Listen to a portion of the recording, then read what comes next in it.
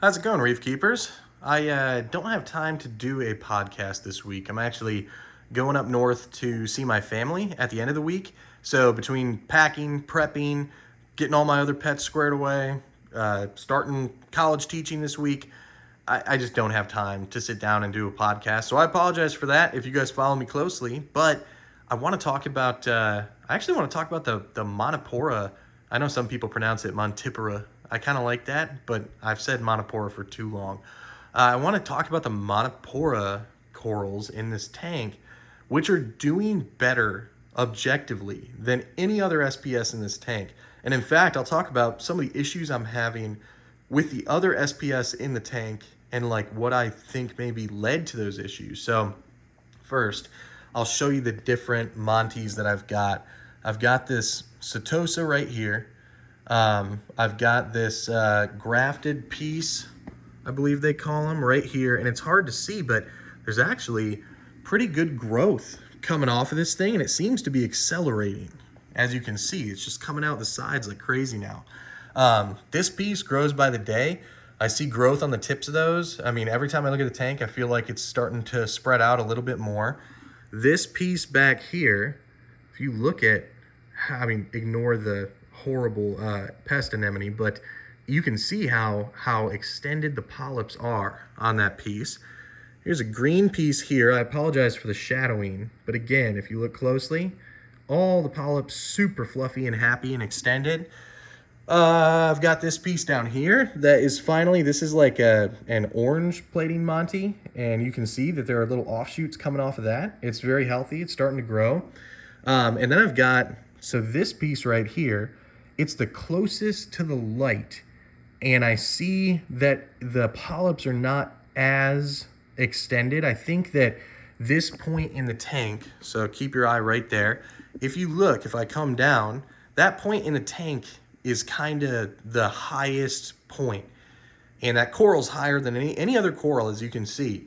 It's still doing fine, but I think I am slightly, I'm like getting into the crispy zone on there a little bit. And then I've had little chunks of Monty that have broken off. You can see one there, you can see one there. I've got little pieces that have broken off as I moved frags around and tried to find good spots for them. And I just keep gluing them to the rock, and they seem to be doing well.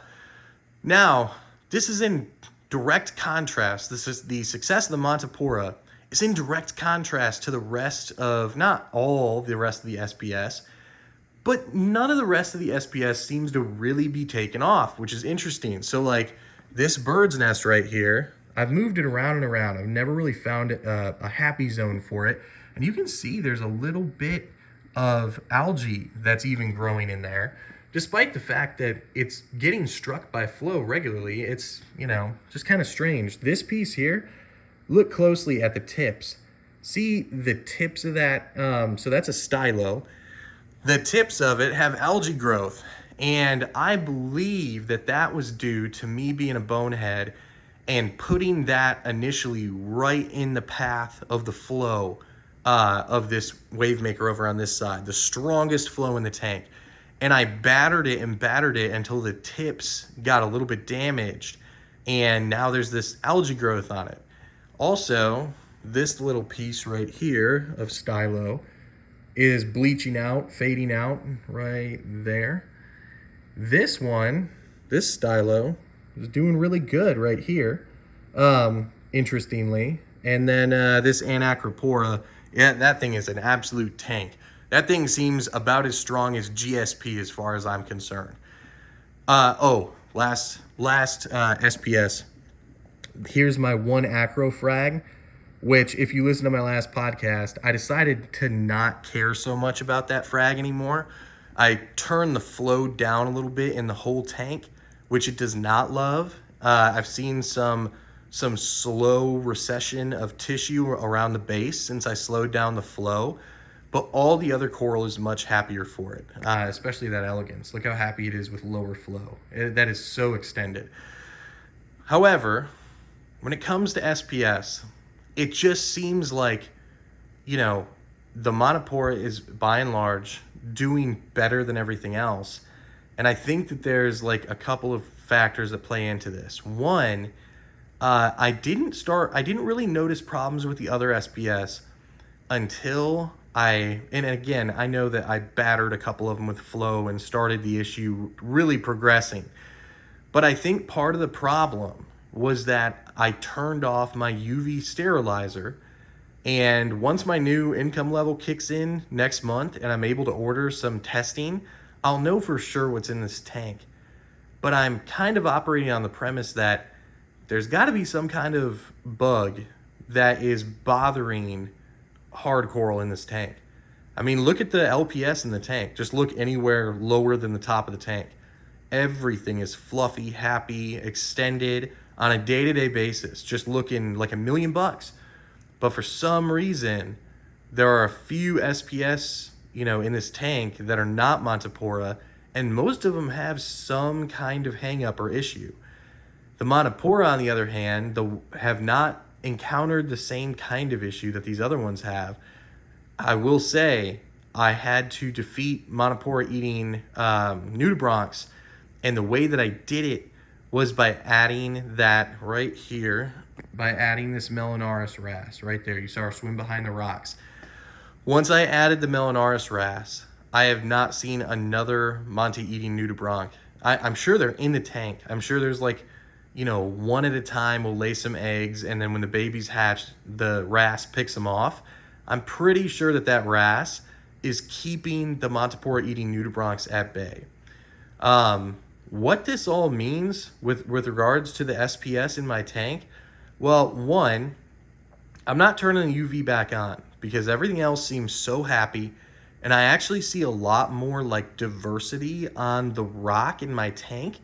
I see nothing's overtaking anything, but I see different little organisms. I see different kinds of algae, different colorations. I see and feel, when I look at my tank, more diversity going on in the tank visually, which is wild.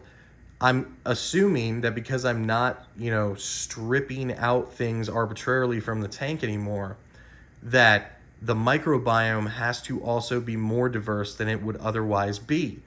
Now, that diversity could include, and probably does include, some pathogenic things that are bothering some of my SPS, right? But I'm okay with that. Soon I'll have, more money to float around and buy some frags. So if I lose a couple of these struggling frags, I think I'm okay with the course that I'm on currently until I can get some testing and figure out what's really lurking in this water. But in the meantime, I'm kind of starting to focus more of my effort on these Montipora because they are just doing so well. And Montipora happen to be my favorite of all the SPS corals. I really like stylos too. I think they're beautiful. I have a place in my heart for bird's nest. Acros are amazing, but I think I'm, after Tidal Gardens sent me, seed shrimp loaded acros that died out, I think I'm good on acros. I think I'm kind of checked out of that game. So I'm going back to what I've always tried to grow and what Montipora eating nudibranchs have always taken from me, which is my favorite SPS, which is Montipora. And it seems to be the one thing, SPS-wise, that this tank is really excelling at growing, right? That I'm really excelling at growing. So I'm going to chase that a little bit. And I'm going to really try to keep the Montipora on the straight and narrow, really get some good growth on these things and keep them stable. And as far as everything else goes in the tank, when it comes to LPS, I just don't even feel like I need to worry. They just do this on their own. They always have in my systems. Very rarely have I had issues growing LPS coral. Don't know why. They're just super solid for me. Before I let you go, I will point out that I did get this interesting candy cane right here at Reef Stock. And if you look very closely at it, you can tell that there's a little stripe of luminescent green that connects the two heads. Like it goes down onto the stem and then comes back up. I have never seen something like that. Salem had never seen something like that. Remy had never seen something like that. I tapped Sean Ono. He wants better pictures of it because I don't think he's seen anything like that. So I didn't have any money really to spend at Reef Stock. but I did get one really hyper unique piece that has I mean, it doesn't look hyper unique from afar, but you get up close and you're like, wait a minute, does that have some kind of connective luminescent band on the stem? It's like, yeah, it does.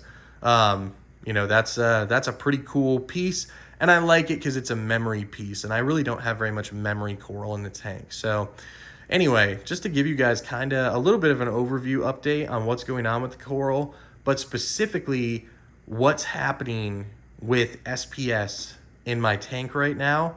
I'm just in a weird place with it.